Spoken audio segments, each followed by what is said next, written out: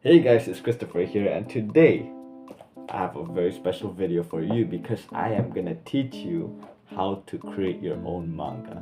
Now, if you're gonna do this, we're gonna we gotta contribute together because I'm also an aspiring mangaka. I have done four manga projects.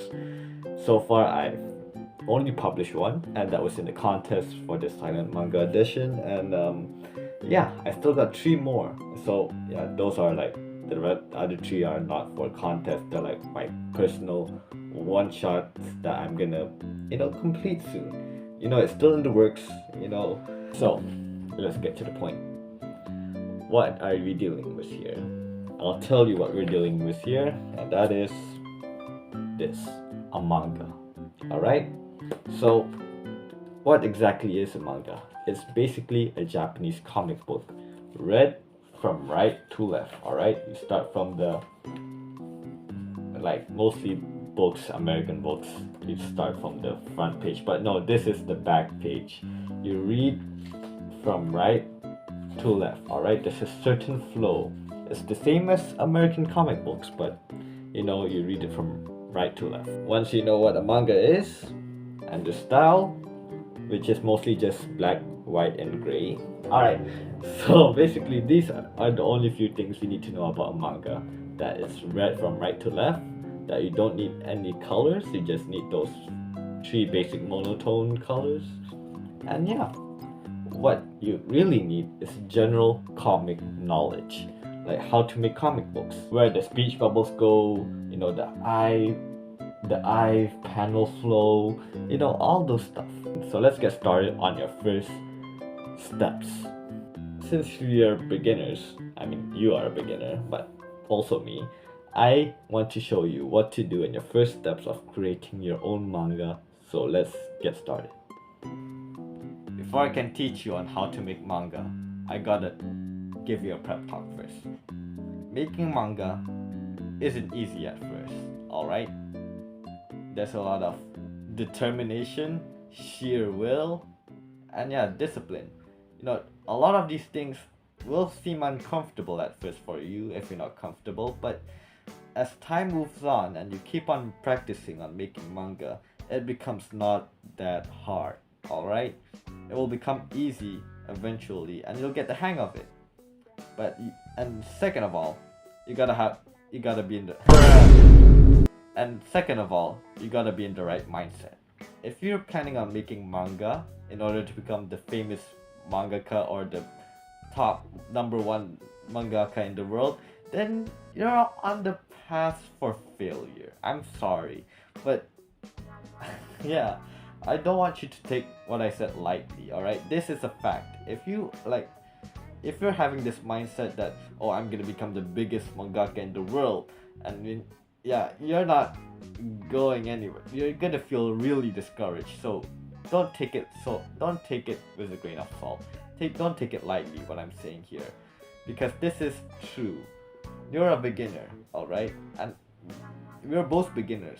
So what kind of mindset do you need to have? Well, all mangakas are really creative. They're really good at storytelling. They're really good at drawing characters. They're really good at writing characters.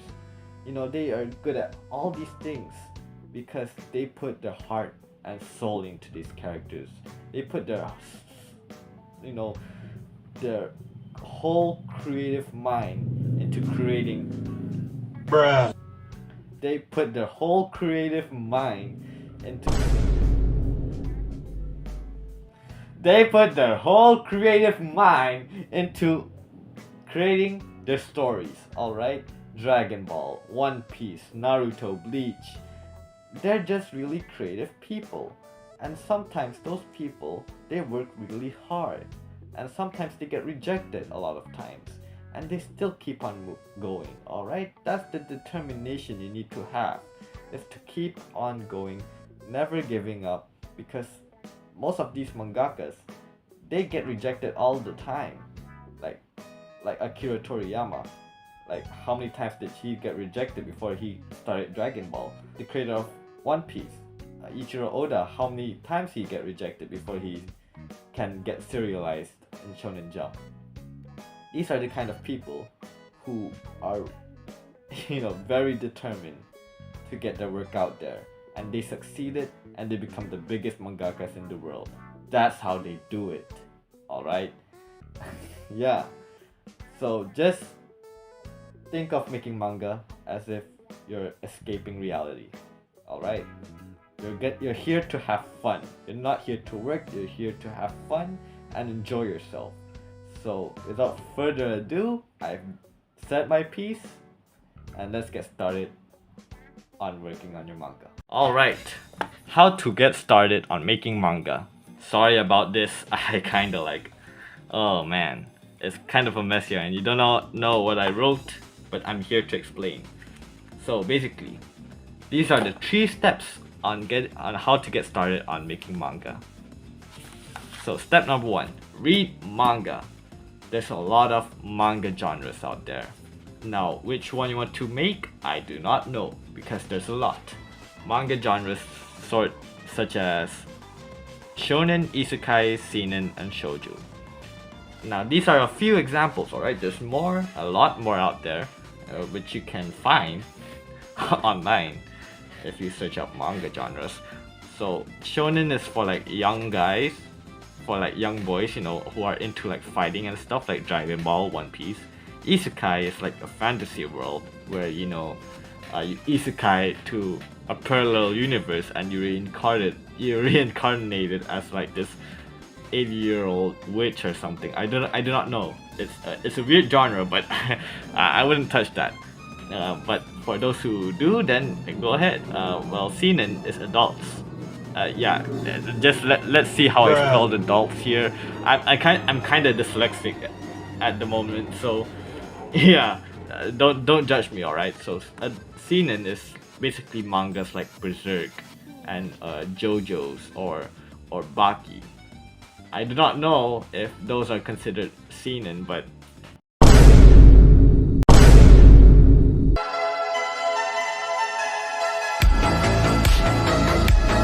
it seems like seinen to me. Shoujo is romance, which are targeted at young girls. Let me show you an example. Komi and One Piece. This is shonen, this is shoujo. Alright. One is targeted at young boys, one is targeted at young girls. So of course, One Piece, if you see here, these panels are so full. They're full bleed pages almost. So if you see here, there's a lot of fight scenes going on, there's a lot of action going on, yeah, there's a lot of things going on. It's really cluttered, to be honest. You do not know what to read here. Basically, I'm even lost in the art. But don't worry, alright? I'm not here to scare you, because if you look at Komi, shoujo mangas, it's very clean, alright? It's very clean. You see these square panels, you see how they fit in one square. Oh, look at this. How it's clean, how it's an easy panel flow. You can read it really easily. Yeah. You see? So first of all, read manga, and especially mangas that you're interested in. Shonen, isekai, seinen, shoujo, whatever it is. So make sure to read manga, and the next step is drawing manga. Drawing manga. Oh, my chair is so squeaky, I swear to God. Drawing manga is an exercise. Basically, it's like homework. Before you start storyboarding and visualizing, you gotta draw manga. Now let me give you another example with another manga, Sora and the House of Monsters. So yeah, basically, if you're wanting to do shonen manga and you want to do an action scene, first of all, you gotta practice. So you just gotta draw what you see on the pages. A big monster, a big speech bubble right here, the character's expression, Alright? I'm not saying you gotta like draw the entire thing by detail. No. Just like a sketch. Do it as like a sketch, a rough sketch. Draw it loosely. I don't mind however it is. And yeah, just understand where the the sound effects or placements, what the characters are doing. Just understand what is going on in each panel, where the speech bubble is placed, where the sound effects is placed, where the characters are placed. Yeah, that's all you gotta know. You gotta exercise your visuals, alright? So once you've done this drawing manga, you will be an expert in manga panel flow and visual storyboards, alright? You'll be an expert in those two if you keep on drawing manga as an exercise. Last but not least is create your own one-shot. Now what is a one-shot? I'll tell you this, it's only one chapter. Your story, your first story should be only in one chapter to 20 to 60 pages. That's it. And if you're saying like, oh, but all those other mangakas, they have like volumes and volumes of books. No. Those are, they're already serialized. You are not, and you are wanting to get serialized. So what you need to do is to do your own one shot. Now your whole story needs to be in these pages, alright? It's not much, but you gotta impress the audience, alright? You don't have an audience yet and you want to impress them. Create a story that is worth reading in 20 and 60 pages. That's all you gotta worry about. Let me recap here. Read manga. Which manga genres you're interested, just read those, it's all free. Drawing manga is an exercise. You just gotta practice drawing your favorite scenes in mangas, which manga genres like from up here. And create your own one shot that's only 20 to 60 pages, and yeah, basically get to know how to make manga. That's what you need to know. So this is your first steps right here. Those 3 steps are your first steps. So let's move on to the next topic. Alright, so here it is. The step to create manga. I drew this before I start recording. So how to make manga. I'm gonna split this into 2 categories, alright? Making manga and drawing.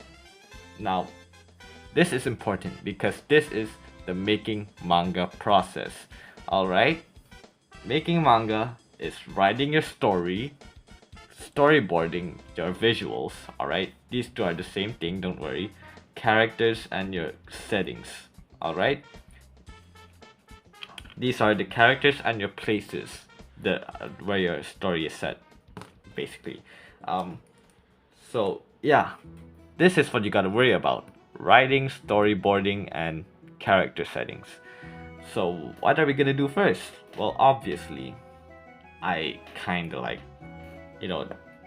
this should be in the second. Oh yeah, this should be in the second. Storyboarding comes in last. Writing your story first is important. Alright, so let's start with writing. Alright, how do you write a manga story? How do you write a story for your one-shot manga? Here it is. So first things first, we gotta learn how Japanese mangakas create their own story. Ki, shou, ten, getsu. Beginning, just look at how I spell beginning. I'm so dyslexic, I'm sorry God. Beginning, middle, twist, ending. Ki, shou, ten, getsu. This is basically the storyline, alright, of your story. So in the beginning this happened, middle, then there's a twist before the ending. Now let's put this aside first. First of all, in writing a story, what I do basically is I draw my characters, write them later. Now this is a great example because before I write my characters, I draw them out first, because I just love to draw characters, see how they look like. And yeah, these are just some examples from one-shots I'm currently making. Like this guy, I just drew him with a cape and a bionic arm. Now I have like things, materials I can write about. Why does he have a bionic arm? Why is he, You know, why does he look like this? Why does he wear goggles? Why does he wear a mask? Why does he have a lightning strike on his hair? Alright, you know, these are the questions that I could ask myself and I could write about them later. Alright? And how about these? These are like characters from my one shot. Like, I could specifically write things about them. Like, what are yeah, like you gotta ask yourself why are they, why is she holding a weapon, why is this guy's, you know, why is he with an alpaca or something. Yeah, you gotta ask yourself these questions, and when you ask yourself these questions, you can write them, you can write about them, their, you know, their bios and all that stuff. And when you write their bios, you can figure out their places, like where are they living, you know, where your world is taking place.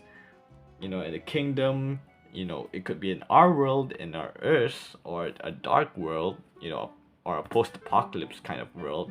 Once you write about your characters, you can figure out where they live. And when you figure out where they live, you can come up with a storyline. And when you come up with your storyline, you can transform your storyline into a manga script, which is, to put it, what happens in your manga one shot, to be precise. So this is connected to, back again, the Kisho Tengetsu, the beginning, middle, twist, and ending. That's, you know, it becomes full circle the way I see it.